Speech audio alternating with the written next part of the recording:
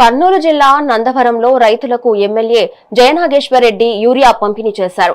వ్యవసాయ అవసరాలకు తగ్గట్టుగా ఎరువులను సకాలంలో అందుబాటులో ఉంచేందుకు ప్రభుత్వం అన్ని చర్యలు తీసుకుంటోందని ఎమ్మెల్యే తెలిపారు.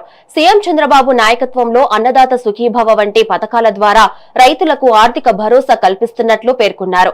కూటమి ప్రభుత్వం రైతుల సంక్షేమం, వ్యవసాయ అభివృద్ధికి అత్యంత ప్రాధాన్యత ఇస్తుందన్నారు.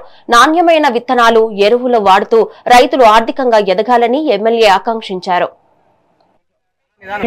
26-27 రెండవసారి మళ్ళీ ఖరీఫ్ సీజన్ లో రైతాంగానికి మొత్తం ఎవరికి ఇబ్బంది కలగకుండా సకాలంలో యూరియాని పంపిణీ చేయడం జరుగుతోంది.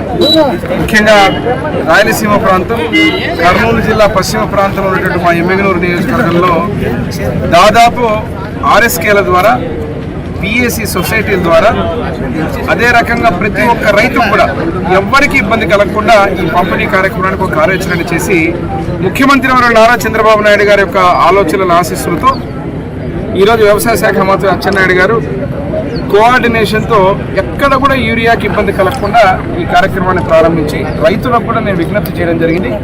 అందరూ కూడా ఆన్లైన్లో ఈరోజు ట్రాన్స్పరెంట్ ఎంత అవసరం ఉందో అంత ఫింగర్ ప్రింట్ వేసి ఈరోజు తీసుకునేటువంటి పరిస్థితి. కాబట్టి కొన్ని చోట్ల ఇప్పుడే నేను ఆదేశాలు కూడా ఇవ్వడం జరిగింది. ఎక్కడెక్కడైతే పూర్తిగా RSKలలో కొంతమంది ఉద్యోగస్తులు లేరు, అటువంటి చోట PAC సొసైటీ ద్వారా ఇప్పించండి.